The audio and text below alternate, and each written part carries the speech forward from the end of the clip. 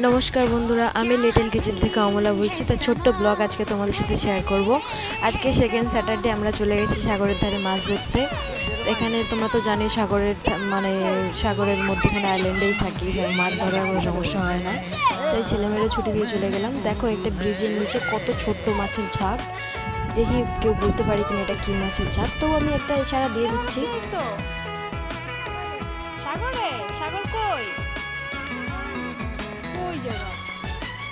ও সত্যি তো, তুমি জানো তুমি কবে বেড়াতে এসো? কথা বলো তো, বেড়াতে এসে ভালো লাগতেছে? হ্যাঁ ঠিক আছে। এখানে ছিল জঙ্গলি শুয়োরের পাল, তোমার জন চলে গেল।